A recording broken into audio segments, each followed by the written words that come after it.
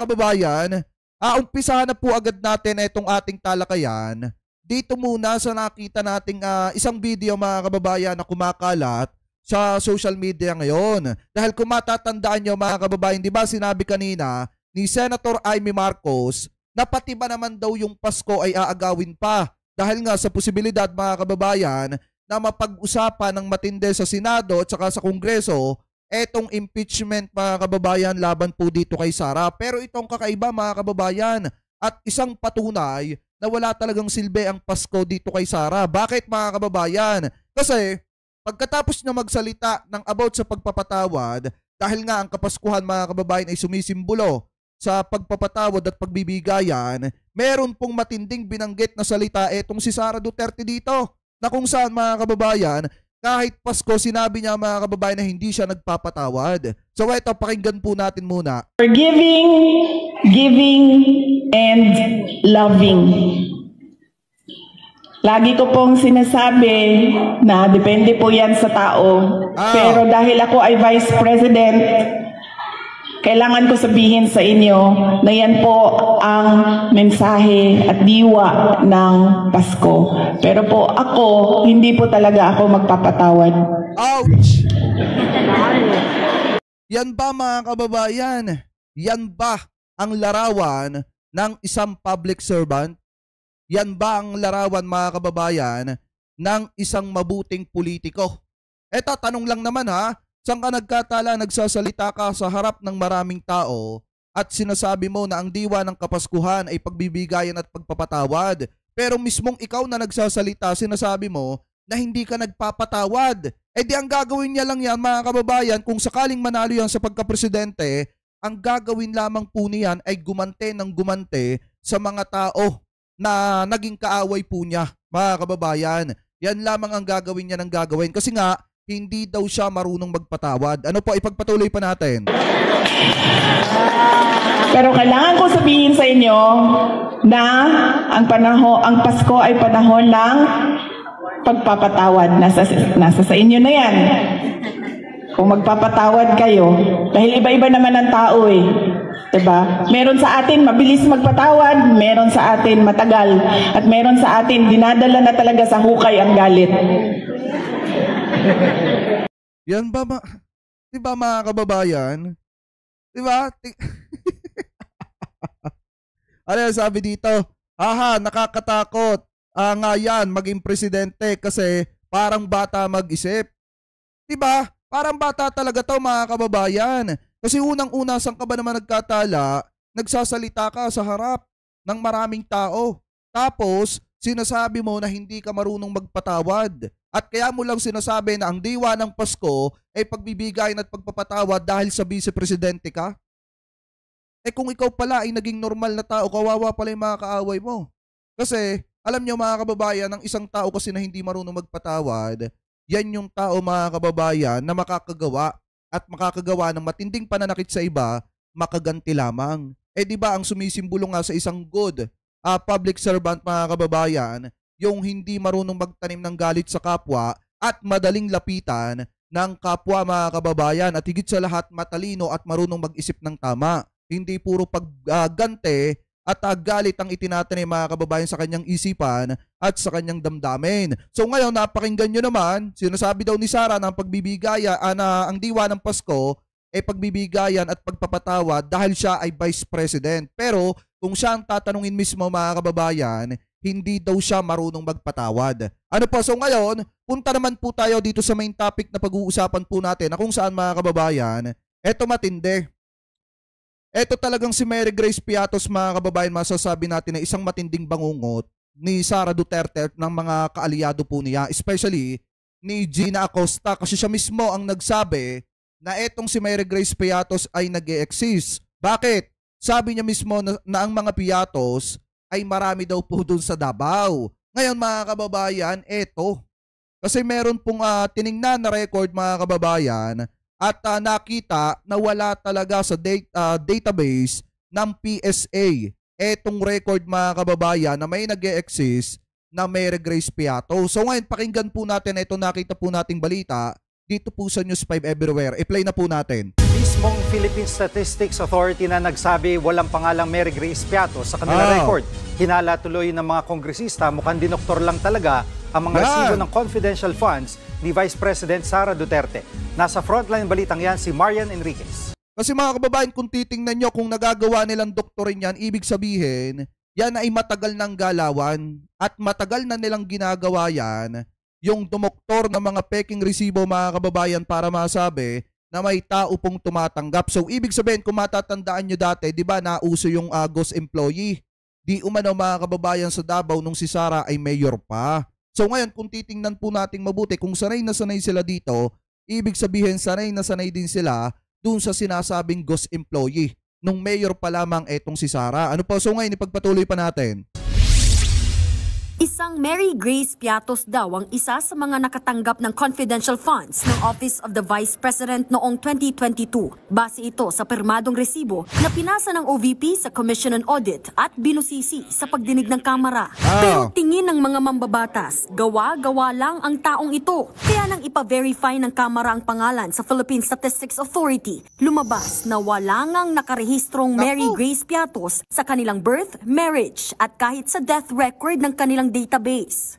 Ayan nakalagay dito mga kababayan negative record of birth in the PSA CRS database. Sabi pa dito, negative record of marriage in the PSA CRS database.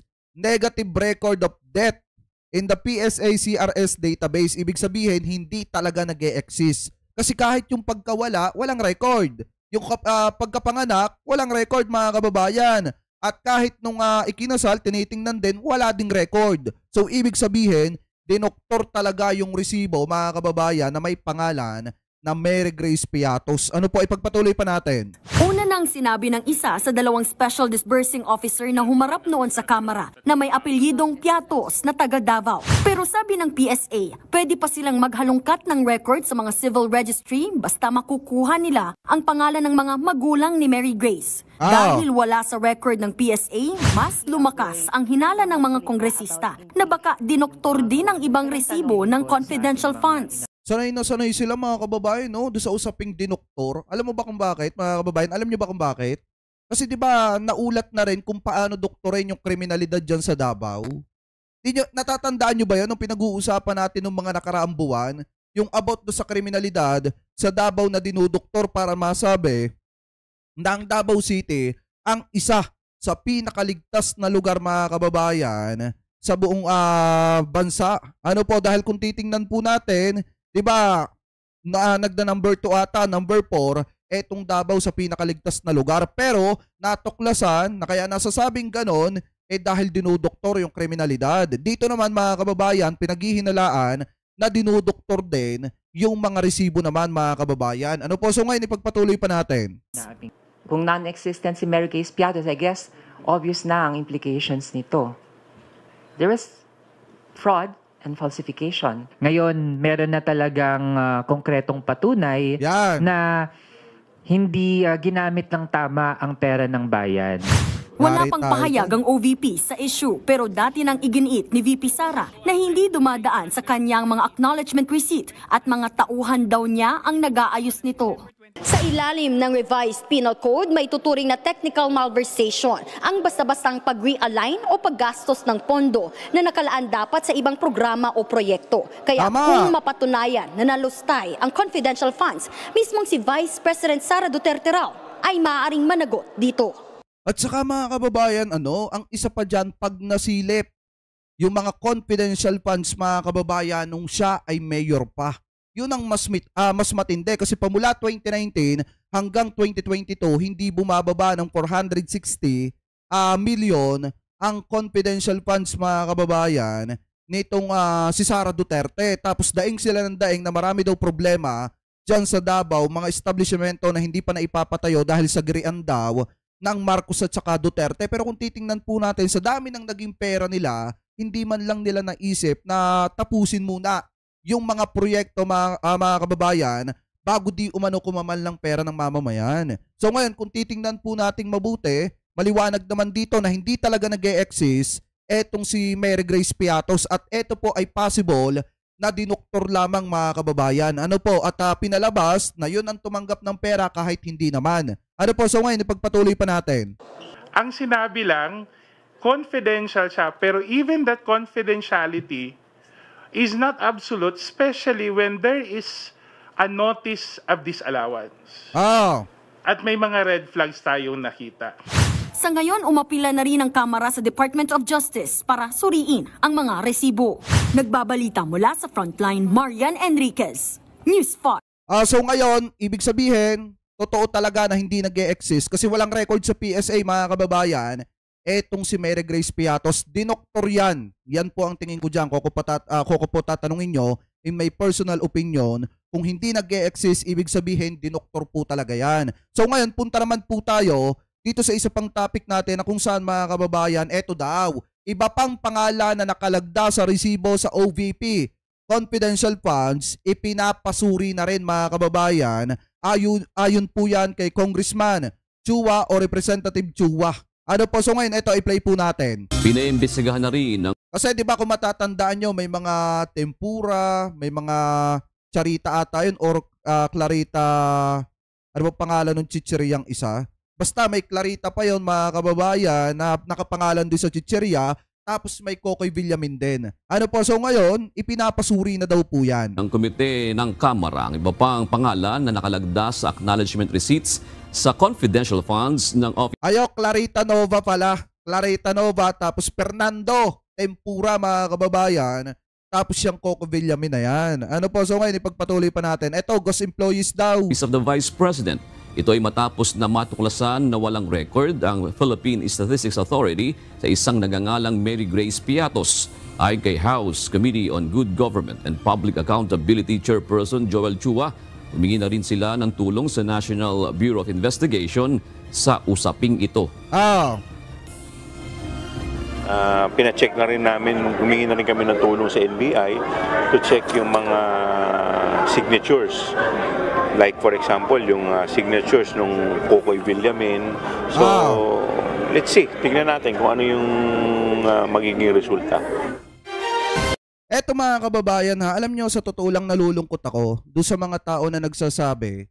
Kasi alam nyo, kaya ang Pilipino na nalalamangan, especially yung mga kababayan nating mahihirap, kasi marinig lang nila na confidential funds, hindi na sila magtatanong. Alam nyo, eto uulitin ko ha, ang pinag-uusapan dito, pera ng mamamayang Pilipino, pera ng mga taxpayers, pera ng mga OFW na nagbabayad ng tax. Ano po, yan po ang pinag-uusapan dito. Siguro mga kababayan, kasi dalawa yung senaryong nakikita ko dito.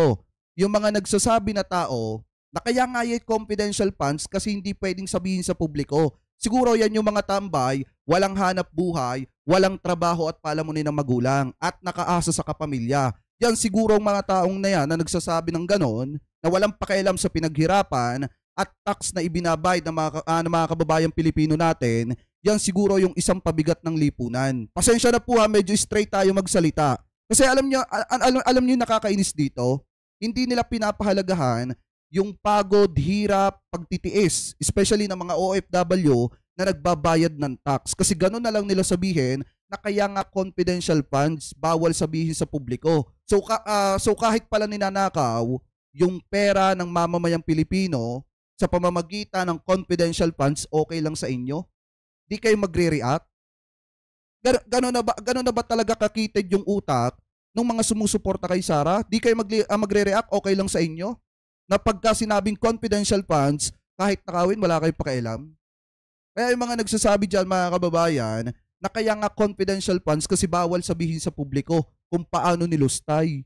Kaya nga kung tutusin mga kababayan, lagi naman natin itong sinasabi na dapat buwagin na talaga yung confidential funds at maging transparent na lang kung paano ginagasta ang pera ng mamamayan. Kasi naaabuso ng katulad, mga kababayan, nitong opisina ng OVP na kung saan mismong ipinagkakatiwala sa isang tao na hindi naman in charge doon sa trabaho na yun na mag-handle, maghawak ng pera, mga kababayan. At ngayon, hindi na alam kung paano nilulustay at ginagasta yung pera ng mamamayan. So ngayon, kung titingnan yung mabuti, may mga lumalabas na pangalan, Fernando Tempura, Charita Nova, Kokoy Villamin, na ngayon, pinapasuri na rin kasi nga baka mamaya hindi rin pala mga nag-e-exist at dinoktor lang para ibulsa yung pera ng mamamayan at palabasin na may tumanggap na tao kahit wala naman. Kaya nga payo ko doon sa mga kababayang Pilipino natin, maging mapanuri kayo at pahalagahan po natin ang hirap at pagod at pagtitiis, especially na mga kababayan nating OFW at ng mga kababayan nating negosyante na nagbabayad ng tax. Ano po, at lalo na yung mga pumapasok ng maaga dyan, na kapag ka dumarating ang kinsenas katapusan, kinakaltasan kayo ng tax. Dapat maging kayo, matuto kayo magpahalaga sa pinaghirapan din ng iba. Ano po, so ngayon mga kababayan, maliwanag naman na ipinapasuri na etong patungkol po mga kababayan dito sa mga iba pang signature na nakalagay doon at iba pa mga pangalan na nakalagay po doon. Ano po, katulad din ako kay Villamin, ipagpatuloy pa natin. Pina-check na rin namin, humingi na rin kami ng tulong sa NBI to check yung mga signatures. Like for example, yung signatures nung Kokoy Villamin. So, let's see. Tingnan natin kung ano yung magiging resulta. O yan, maliwanag ha. Pinapatingnan na yung mga iba pang mga pangalan na lumalabas. Katulad din ako kay Villamin. Kasi nga baka mamaya isa din yun sa mga dinoktor mga kababayan para masabi na may pinagdalhan talaga ng pera ng mamamayan.